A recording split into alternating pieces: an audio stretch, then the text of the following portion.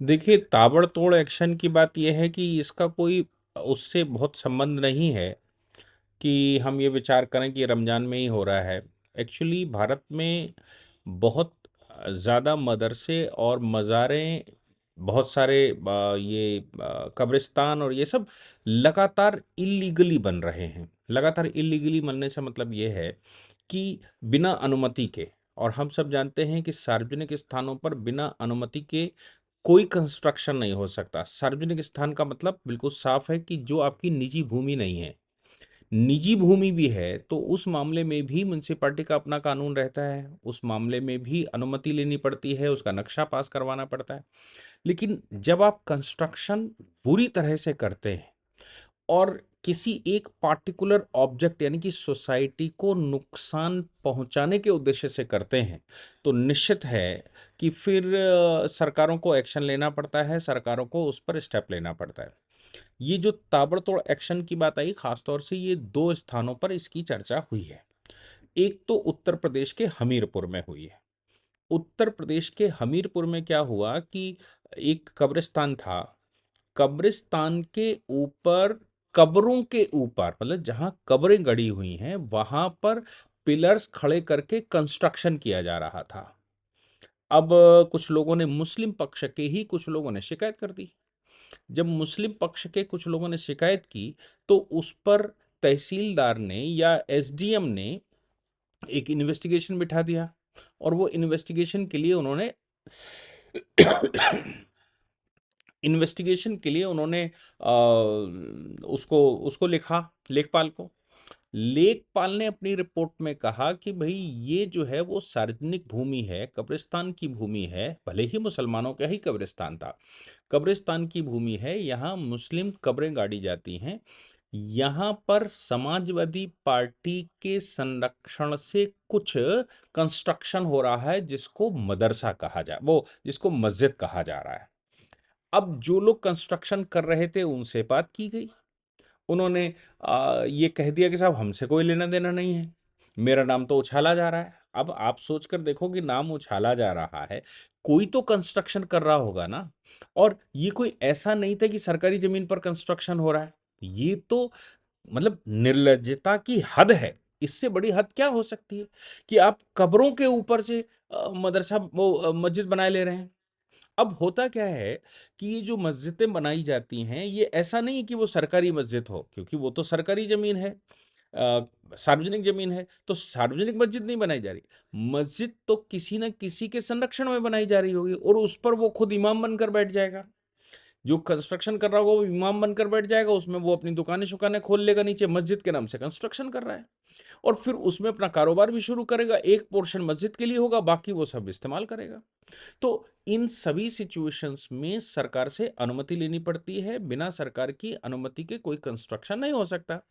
सरकार को जब पता लगा, एसडीएम को जब पता लगा, तो वो गया अपना ताबड़तोड़ बुलडोजर लेकर, उसने रात में 12 बजे पहुंचा और 12 बजे उसने गिरा दिया।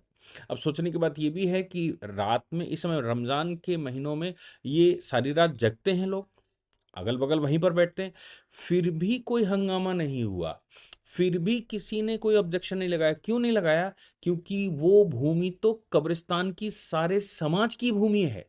समाज की कब्रें कहाँ गाड़ी जाएंगी?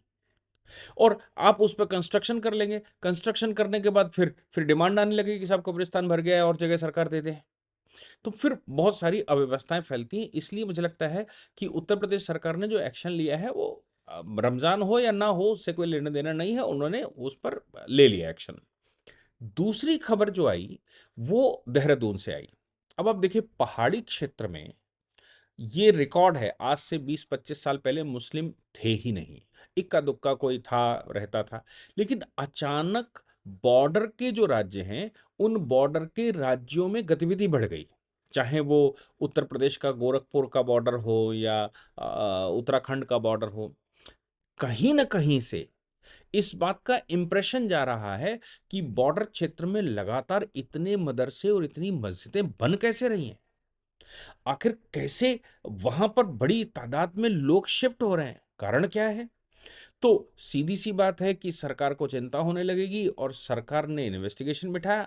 इन्वेस्टिगेशन में पता लगा कि सैकड़ों मदरसे उत्तराखंड के देहरादून और उसके अगल-बगल के क्षेत्रों में खड़े हो गए हैं। अब मदरसे इसलिए खड़े किए थे कि मस्जिद बनाते हैं तो कोई बहुत बड़ी समस्या नहीं आती। मदरसा बनाने का मतलब है कि दूसरी जगहों से बच्चों को लाकर वहाँ पढ़ाया जाएगा और वहाँ डेमोग्राफी चेंज की जा रही है। ये टारगेट रहता है।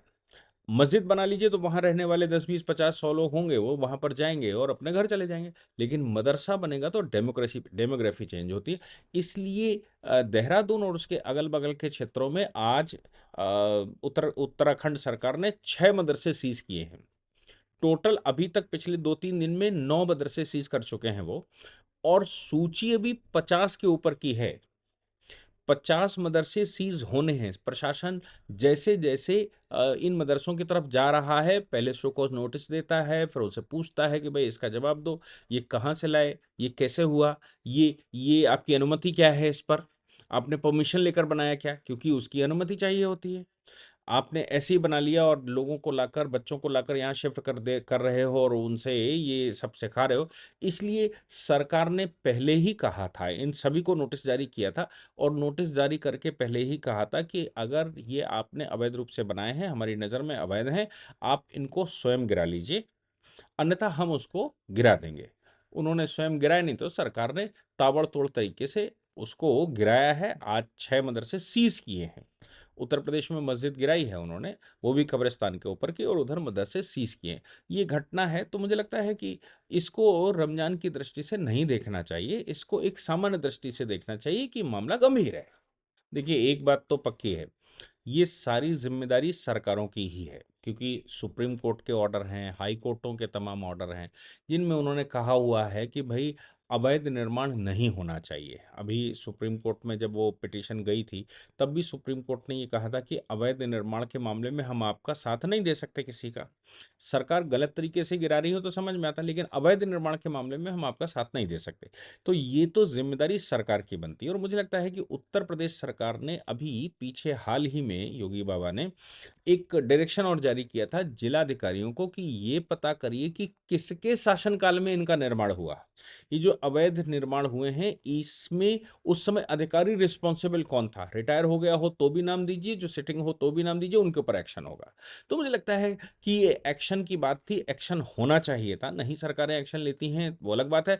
ये प्रकरण ये ज़रूर बता रहा है कि वाक़ई में वाक़ई में रिस्पॉन्सिबल अधिकारी हैं। इनका काम है ये कि भई इस तरह से कोई लॉ एंड ऑर्डर जो रूल्स रेगुलेशंस हैं उनको क्रॉस करते हुए कोई काम हो रहा है तो उसको रोका जाए। ये सरकार की भूमिका है। लेकिन बाकी राज्यों के विषय में जहाँ तक आप कहते हैं, तो बाकी राज्यों में जहाँ जो मुझे समझ में आता है, भई कांग्रेस शासित प्रदेश हैं। ज़्यादातर नॉन बीजेपी गवर्नमेंटें जहाँ-जहाँ हैं, वहाँ संरक्षण देते हैं वो। और यहाँ पर भी उत्तर प्रदेश में, उत्तराखंड में और बाकी जगहों पर जब तक उनकी सरकारें नहीं, समाजवादी पार्टी की सरकार रही हो, कांग्रेस की सरकार रही हो, ये खूब तुष्टीकरण की नीति अपनाते रहे और तुष्टीकरण में बड़ी भारी सिचुएशन क्रिएट कर दी इन्होंने। और ये जो काम था सरकार का कि इसको रोकना, वो नहीं कर पा रहे थे। और अभी भी देश के जो राज्य जो नॉन बीजेपी शासन के राज्य हैं, वो अभी भी इसी रास्ते पर चल रहे हैं। आप देखिए कर्नाटक में क्या हाल चल रहा है। कर्नाटक का नाटक पूरे देश को दिखाई दे रहा है। तमिलनाडु में क्या चल रहा है, केरला में क्या चल रहा है, कर रहे हैं वो। आंध्र प्रदेश की बात करें तो वो आंध्र प्रदेश में कह रहा हूँ, तेलंगाना की बात करें, वो कर रहे हैं। अब जब बीजेपी वहाँ पर बैठेगी तो फिर मुझे लगता है, या कोई ऐसा सही शासन बैठ जाएगा, तो फिर वहाँ पर वो एक्शन लेगा। लेकिन ये बात तो तय है कि कोई भी अवैध निर्माण सरकार की ज़िम्मेदारी बनती है और सरकार को ही लेना चाहिए। और लोगों की भूमिका उसमें ये है कि लोग सरकार को इन्फॉर्म करें एटलीस्ट। जो हमीरपुर वाली बात है, लोगों ने ही सरकार को इन्फॉर्म किया, यानी कि प्रशासन को इन्फॉर्म किया और कहा कि अवैध कंस्ट्रक्शन हो रहा है, ये कब्रिस्तान को ख़त्म कर रहे हैं। तो लोगों की भूमिका ये होनी चाहिए और सरकार की भूमिका जैसा दिखाई दे रहा है वैसी होनी ही चाहिए।